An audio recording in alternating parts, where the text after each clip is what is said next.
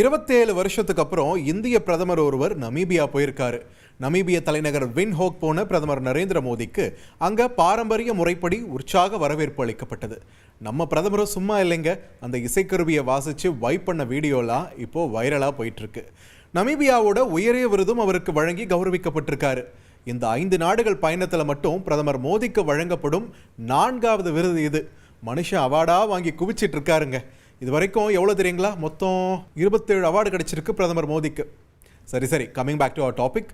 பிரதமர் மோடியுடைய இந்த பயணத்தை ஒட்டி தனி கவனம் பெற்றிருக்கும் கனிம வளம் நிறைந்த நமீபியா இந்தியாவுக்கு ஏன் முக்கியம் என்பதை பற்றி தான் இந்த தொகுப்பில் விரிவாக பேச இருக்கோம். இது தந்தையின் பாட்காஸ்ட் வழங்குவதற்காக நான் பார்த்திபன்.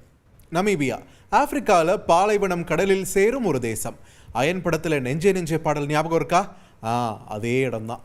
நமீபியான்னு சொன்னதுமே நிறைய பேருக்கு அழகான மணல் திட்டுக்கள், காய்ந்த மரங்களை கொண்ட பாலைவனம், கடலை சந்திக்கும் இடம், சிங்கம், சிவிங்கி புலி, யானை உள்ளிட்ட விலங்குகளை கொண்ட காடுகள் தான் நினைவுக்கு வரும்.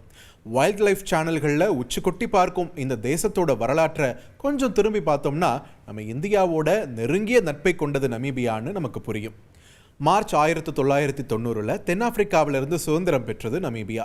நமீபியாவோட இந்த சுதந்திரத்துக்கு இந்தியா எப்படி உதவி பண்ணுச்சு என்பதை அப்போதைய தென்மேற்கு ஆப்பிரிக்க மக்கள் அமைப்போட தலைவராக இருந்த சாம் நுஜோமா தன்னோட சுயசரிதையில் விவரிச்சிருக்காங்க.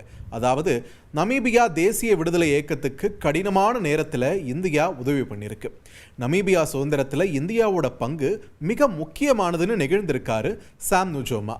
தென்னாப்பிரிக்காவோட நிறவெறி படைகளுக்கு எதிரான நமீபியாவோட விடுதலை போராட்டத்துக்கு இந்தியா ராஜதந்திர உதவிகளை வழங்கியிருக்கு. வரலாற்றில் இந்தியாவும் நமீபியாவும் மிக நீண்ட பழமையான நட்பை கொண்டிருக்கிறோம். கடந்த 2021 இந்தியா 30,000 கரோனா தடுப்பூசிகளை நமீபியாவுக்கு இலவசமாக வழங்குச்சு. 2017 அப்புறம் 2019 நமீபியாவில் வறட்சி நிலவிய போது இந்தியா அரிசியை வழங்கியும் உதவி பண்ணுச்சு.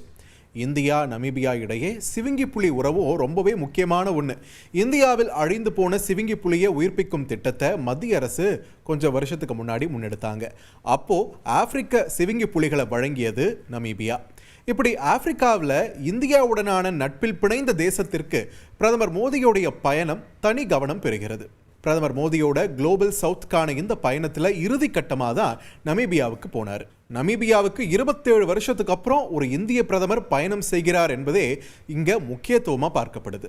இதுக்கு முன்னாடி 1998 அப்போதைய பிரதமர் வாஜ்பாய் நமீபிய பயணம் மேற்கொண்டிருந்தார்.